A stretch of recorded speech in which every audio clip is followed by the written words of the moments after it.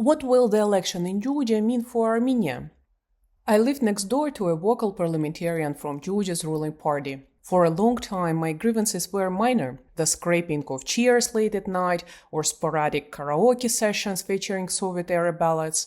But this spring, everything changed. Our apartment building became an unwitting front of the ongoing battle between the ruling Georgian Dream Party and protesters who had occupied the streets of Tbilisi for weeks, rallying against a controversial foreign agents law that threatened to derail Georgia's integration with the West. One morning, I woke to find large graffiti scrawled across the building, a message aimed at the Georgian Dream MP. A few days later, a similarly innocuous post from his wife in our neighborhood Facebook group about the parking issue unleashed a torrent of angry, politically charged comments from neighbors. What began as online grumbling soon escalated. After overhearing threats at the local shop, the family quietly sent their 2 children off to the countryside, fearing for their safety. The word traitor had already been whispered one too many times.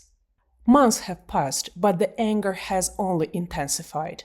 Tbilisi streets are now plastered with electoral posters from the ruling party warning of a new war should they lose, using images of Ukraine's devastated towns as a grim reminder.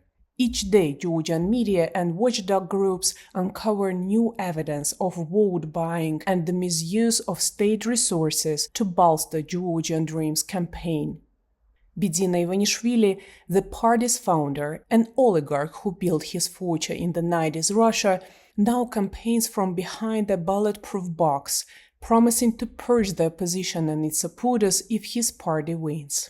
No one knows exactly how things will play out in Georgia. Polls show Georgian Dream in the lead, but whether that support will be strong enough to form a government without a coalition remains uncertain. According to pollsters, a significant segment of the electorate is still undecided. A familiar dynamic in Georgia's politics where whiz voters often hold the balance of power. However, for many in Tbilisi, the real drama isn't expected on election day, October 26, but in the aftermath, when much anticipated street protests are likely to erupt. These protests are set to unite opposition forces and civil society groups, many of whom have already raised concerns about the fairness of the vote. What remains uncertain is the scale and intensity of these demonstrations, whether they will turn violent, and whether they will attract international attention. These factors, more than the ballot themselves, may ultimately define the outcome. Whatever the result in Georgia, its impact will ripple across the border into Armenia. Beyond potential logistical disruptions, like delays to Armenian cargo traveling through Georgia en route to Russian markets, the effects could stretch further, impacting Armenia's economy, security, and political future. For Armenians, the outcome of the Georgian elections may prove as consequential as the US presidential race. Georgia, the new Iran? One of the key risks Georgia faces after the elections is the threat of isolation from the West. If Georgian Dream claims victory amid allegations of fraud, or if post-election protests turn violent, the United States is prepared to impose sanctions on top figures in the ruling party, including its founder, Bidzina Ivanishvili. US officials have indicated that sanctions lists are ready, awaiting only the necessary trigger. Washington is poised to act swiftly if the government resorts to force against protesters, but addressing election violations is trickier. Foreign observers now flooding Georgia will scrutinize the process closely, and any significant misstep could spark a response. However, the decision to impose sanctions may depend not only on Georgia's election outcome, but also on America's own. Some Biden officials are reportedly eager to enact penalties against Georgian leadership, especially if Donald Trump wins. Such sanctions could endure well into 2025, even if the US administration changes hands. For the European Union, sanctions present a more delicate challenge. Unlike Washington, Brussels requires unanimous support from all member states, Hungary, a steadfast ally of Georgian Dream, has continued high-level engagements with the Georgian leadership even as other Western nations have distanced themselves. Still, the EU has found ways to pressure Hungary before, such as when it imposed sanctions on Russia or supported Armenia despite Hungary's close ties with another ally, Azerbaijan. If Georgia's election proves particularly contentious, the EU could impose sanctions of its own, or individual member states could take action, in which scenario France could play an important role, given that Ivanishvili, among his many passports, holds a French one. The effects of sanctions, if imposed, would be swift and severe. In mid-September, when Washington sanctioned just 2 mid-level Georgian officials, the country's currency began to devalue. Businesses, particularly Western ones, suspended or withdrew their investments, and local banks found themselves in precarious position.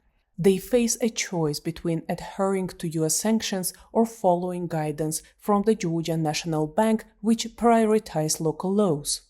Which choice risks alienating the global financial system, or worse, inviting penalties for evading sanctions. If sanctions target more high-profile figures, especially Ivanishvili, whose wealth eclipses Georgia's national budget, the consequences would be even more dire.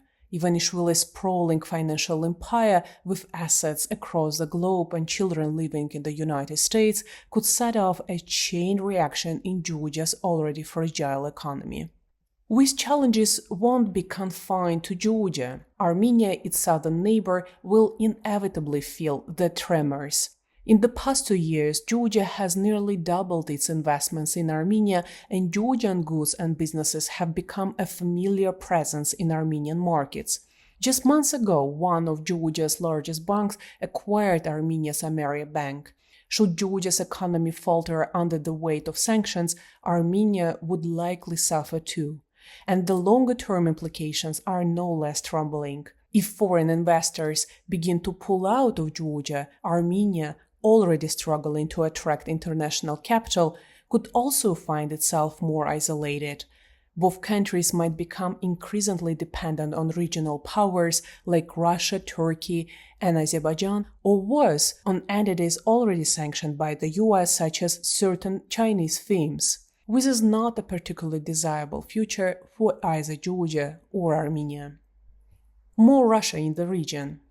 Russia is watching Georgia closely. The ruling Georgian Dream Party has been a reliable ally, deftly avoiding actions that might antagonize Moscow, even in the wake of Russia's invasion of Ukraine, which drew sharp condemnation from Georgia's key Western partners. If Georgian Dream remains in power, Russia could gain an even more loyal and dependent neighbor, one increasingly constrained by its deteriorating relationship with the West. Such an outcome would not only bolster Russia's potential to wield influence over Georgia's strategic transport roads and infrastructure projects, but also enhance its dominance over the South Caucasus region, including Armenia, which has recently revived its efforts to forge ties with the West. Since coming to power in 2012, Georgian Dream has been the most Moscow-friendly government Georgia has seen in recent history. Following the 2008 war, Russia and Georgia embarked on the process of normalization, restoring trade and limited contact. Over a decade later, their relations are essentially normalized. Russian citizens travel freely to Georgia for vacations, purchase property, and invest in local businesses. Last year, Russia resumed direct flights to Georgian cities and lifted visa requirements that had been in place for over 2 decades. Only the formalities remain, a Russian official remarked to me this summer, hinting at the potential for restoring full diplomatic relations if Georgian Dream retains power after the election. What has hindered a complete rapprochement is the legacy of the 2008 Russia-Georgian War. After its brief military invasion, Russia recognized the independence of Georgia's 2 breakaway regions, Abkhazia and South Ossetia, and stationed troops there, bolstering its military presence with significant investments. These forces are positioned not only to exert control over Georgia, but also to extend Moscow's reach across the region. Russian soldiers, military bases, and watchtowers are easily visible along Georgia's main east-west highway, the road many Armenians travel in the summer to the coastal city of Batumi. For Georgia and Russia to fully restore diplomatic relations, Tbilisi will likely have to acquiesce to Russia's military presence and formal control over Abkhazia and South Ossetia, massive concessions that would be hard for Georgian society to accept. However, if Georgia finds itself increasingly isolated by the West, it may have little choice but to consider such a deal, especially if Russia presents enticing offers in return. Moscow's control over Georgia's breakaway regions gives it multiple levers to influence events if the upcoming elections or subsequent protests threaten its interests.